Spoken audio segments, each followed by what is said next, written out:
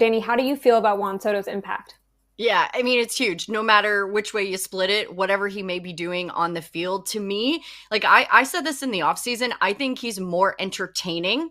Now, don't get that word twisted. He is more entertaining at the plate than Shohei Ohtani. He is a ticket that you put your butt in your seat and you make sure you don't go get your popcorn, your hot dog, whatever you need. Like, he's the guy you have to see. And the fact that he's with the New York Mets for probably the rest of his career, I'm going to guess, I don't care where he is or what he's doing. I don't care if he's taking a ball.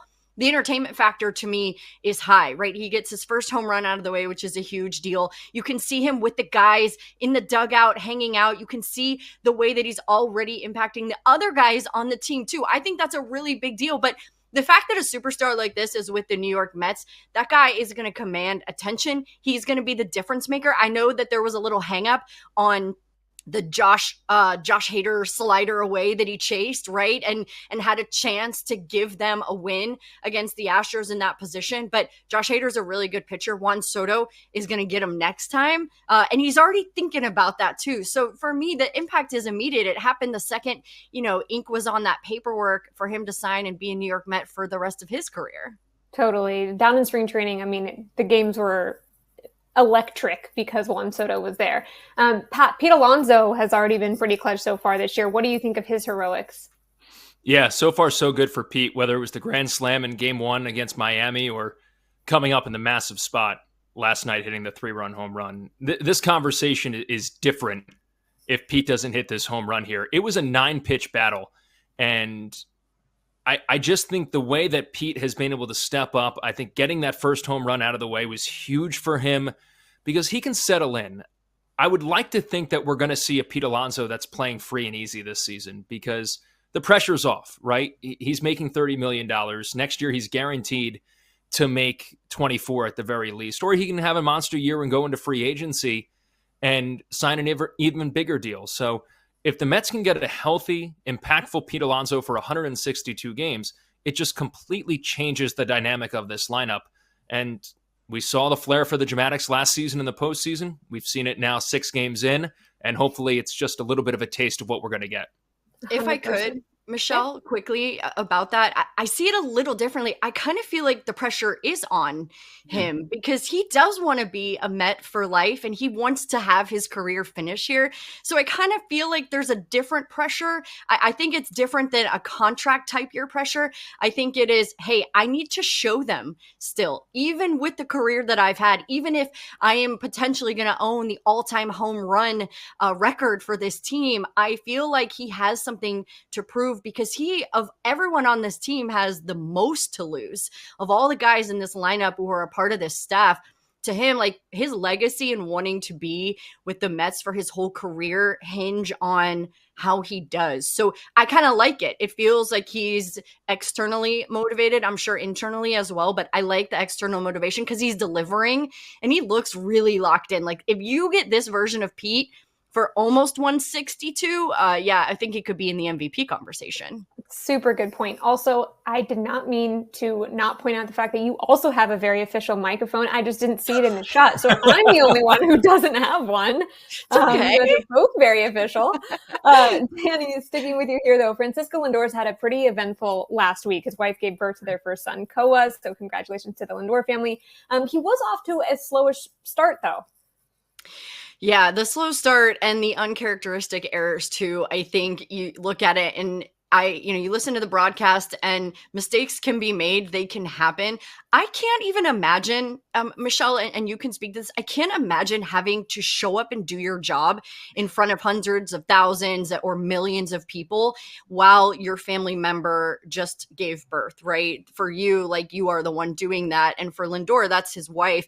And I'm sure that he wanted to be there a little bit longer. I'm sure that he wanted a little more time or just to support her. And then he's got to go out and put a bat and glove in his hands. I have no idea what that must feel like, but it's not easy. There's nothing in my eyes to worry about with Francisco Lindor. every year, right, we pick apart his game because that's what you have to do to find any flaws in it. You have to literally take the microscope and find a way to dig in and see if, oh, well, he wasn't exactly perfect here. To me, the dude is so accountable for himself. And you heard him even holding other guys accountable, right? Mark Vientos saying Lindor came up to me after I didn't hustle down the line for the infield hit. To me, like he's doing just fine. He just had the birth of his child. You know, there's a lot going on in his mind, but I'm not worried about him at all. That's also a very captain-like action, you know, to kind of call guys out and make sure that they're running all the way through. It's a good example. Pat, what about Brandon Nimmo's performance? Yeah, I think with Brandon Nimmo, you know, he hits the back-to-back home runs in the first 2 games of the Marlins series, but for him, it comes down to just being healthy. And the fact of the last week of spring training, we saw him out there for 9 innings defensively because there were question marks whether he was even going to be able to play defensively or he was going to be a DH for the first couple of weeks as he deals with the knee inflammation and the plantar fasciitis that he dealt with during the offseason and during the postseason. So I think with Brandon Nimmo, it's going to take some time. I think he's adjusting to this new role in the cleanup spot. He's going to have a lot of traffic on base. That was one thing that we saw with him and Mark Vientos, is that throughout this entire season, there are going to be guys on base ahead of him. So it's up to Brandon to cash in and potentially drive in 85, 90, 100 runs. I think Brandon's going to be just fine. I think for him, the key is just staying healthy. Yeah, and I don't know if you guys have ever had plantar fasciitis. I had it a decade ago, and I would never wish it on anybody. It is so painful. So I'm just impressed that he's out there. Their defense has been shakier than expected, though, and Danny mentioned it. Lindor committed the 2 errors in Game 2 against the Marlins. Mark Vientos also had a few questionable plays at third. The defense did come through with 2 huge plays at the plate last night, but Danny, what is your take on the Mets' defensive lapses so far? Yeah, and they struggled with this last year, too, outside of Francisco Lindor and when Harrison Bader was playing center field. They really did struggle. They weren't, I would say, above average defensively, especially when you compare them to the rest of the league. Here's why I'm concerned, is because their starting pitching staff is first in ground ball percentage. And Clay Holmes is also first. He's third in that. And the team is overall first with their staff, right? So you're getting a lot of ground balls from your starting pitchers. You got to make those plays, right? The defense, to me, like that wins ball games. It's the little moments in the game. It's the difference a lot of times when you win and lose, as you can look back and see that miscue. And sometimes that carries over to guys at bats too, right? So I am mostly concerned because their pitching staff is doing a great job of getting a lot of ground balls. The defense behind them has got to shore it up. That's been a point of emphasis for the Mets for a long time. I can think back 3 and 4 years ago during the Billy Epler era.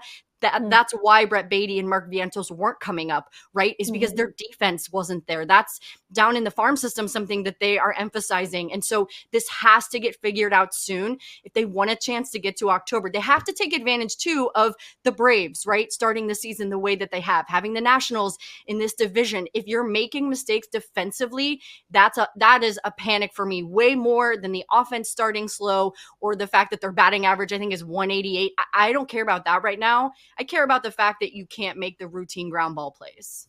Patrick, what do you think? I mean, do you think this is just early season rust, or do you think it's a sign of deeper issues?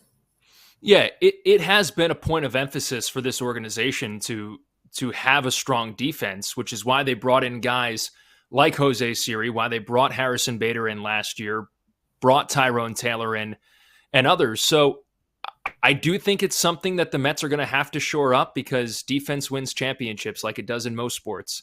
It's a great luxury to have, and you can't afford to give teams extra outs. We've seen it so far come back to bite the Mets over the last couple of games. Fortunately, yesterday they were able to come through with the big hit, and it didn't matter. But overall, they have to clean things up defensively. They have to figure out a way to make the routine play. You don't need guys to make the above and beyond plays, but simply you have to make the routine plays because Danny's right. There's a lot of ground ball pitchers on this team, and there's going to be action behind them. They're not necessarily going to strike out a ton of guys.